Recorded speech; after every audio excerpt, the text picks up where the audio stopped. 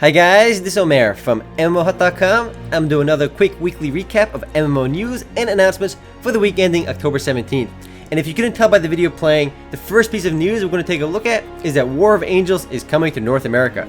And I know what some of you guys are thinking, this isn't news because it's been available in North America, but the truth is that the Game Ago version of War of Angels, which has been out for a while now and it finished its closed beta testing recently, will be EU only, and a different publisher called NeoWays will be publishing War of Angels in North America and worldwide. So basically, if you're in EU, you will be playing on the Game Ago version. If you're anywhere else in the world, including North America, you will be playing on the NeoWays version. Now, I personally don't like it when a game company kind of divides its player base between EU and North America and global, and I prefer one global service, but that's just me. The next piece of news is that Ragnarok Online launches its renewal update on October 14th. Now, the renewal update for Ragnarok Online is this major content update, as well as a rebalance of everything in the game. So take what you know about Ragnarok Online and throw it out the window. All the stat stuff changed, but some of the major highlights include a base job level cap has been increased to 150, there's third classes, and players will level a tad bit faster. The game's interface has also been revamped. Now, the video in the background is actually nothing to do with the renewal update, but it's a fun War of Imperium video I found on the internet, and everybody loves War of Imperium in Ragnarok Online, whether you play it on a private server or the official IRO. Now, this renewal update already launched on 2 of Ragnarok Online servers, but has yet to launch on the free Valkyrie server. And yeah, in case you didn't know, Ragnarok Online does have a free-to-play version called Valkyrie, and the renewal update is scheduled to release there sometime later this month. And guys, the next piece of news came to us on October 14th. Draconica Online, which is now being published by Gravity, is changing its name to Dragon Saga. It's still the same game, and it's set to begin its open beta phase on Gravity's service starting on October 14th and ending on October 18th. Yeah, an open beta ending in 4 days, so it's sort of like a fake open beta. Luckily, there will be another round of beta testing towards the end of October. Luckily, when the game launches finally on Gravity's new War Portal site, there will be a lot of new content. Mainly, the level cap has been raised to level 70, and 4th job classes will be added to the game.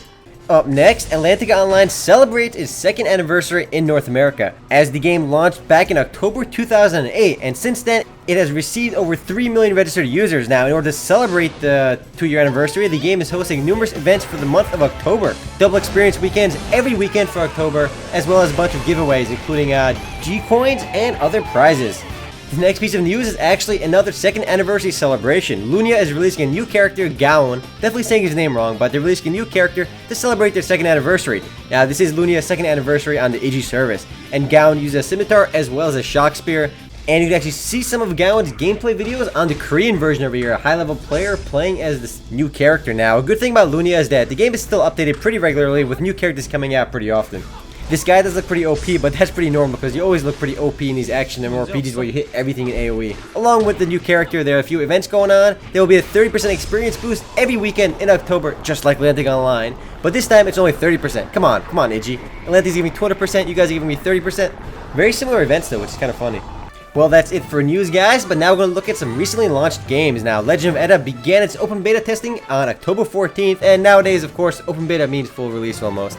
Since the closed beta, Gamescom has increased the level cap to 40, added new areas, skills, weapons, armor, and a bunch of new jazz. New dungeons as well, actually. And the Sacred Treasure Wars, which is basically the game's PvP, will occur more frequently. And in case you didn't know, Legend of Edda is a 3D fantasy MMORPG with anime-inspired graphics, which actually look a lot like Luna Online. Another game that just launched recently is Zenshia from Changyu. The game launched into open beta on October 13th.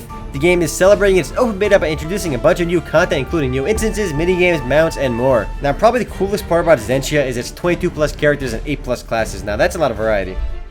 Up next, in case you couldn't tell by the huge logo that just came up on the screen, is Kitsu Saga, a 3D anime-inspired fantasy MMORPG, which just launched into open beta on October 14th. The newest version of the game offers a bunch of little localization fixes like translation mistakes and things like that, plus a new newbie tutorial. And of course, starting now, characters will no longer be wiped. The last game that just launched recently is Vindictus. Now, the game finally went to open beta, and that means no more early access peak shenanigans. Now, anyone who wants to play Vindictus can play Vindictus. And now that's anyone in North America, that is. Now, a lot of people have been asking me why they can't play Vindictus. The thing is, Vindictus is only available in North America right now. And a European version is launching by the end of 2010.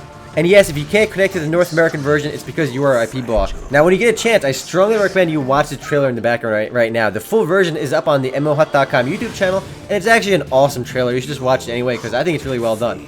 With the launch of full open beta, Vindictus has added new dungeons, new items, new titles, and a bunch of extra little updates. Well guys, that's it for games that just launched, but coming soon, Dynasty Warriors Online began its closed beta phase, and open beta should follow soon afterwards, hopefully. Now, the game is published by Area Games, and the closed beta began back on October 14th. Fans of Dynasty Warrior games definitely want to give the game a try because it actually plays a lot like the console Dynasty Warrior games, but one complaint I do have with Dynasty Warriors Online though is the interface needs a lot of work. The last thing we're going to look at, guys, is Iris Online begins its closed beta testing phase on October 15th, and it already began, and it's a 3D fantasy anime-inspired MMORPG published by G-Potato. The game actually features a lot of unique little aspects, including its tarot card system, monster transformation, and a lot of other cool little things. I actually like the game's graphics as well as its interface and its cool variety of mounts too. Beta keys for Iris Online and Dynasty Warriors Online are both available on MMOHut.com/giveaways. Well guys, that's it for MMO news for the week ending October 17th. If you want to read any of the headlines I talked about, just go to MMOHut.com/news. Anyway guys, this is Omer signing out.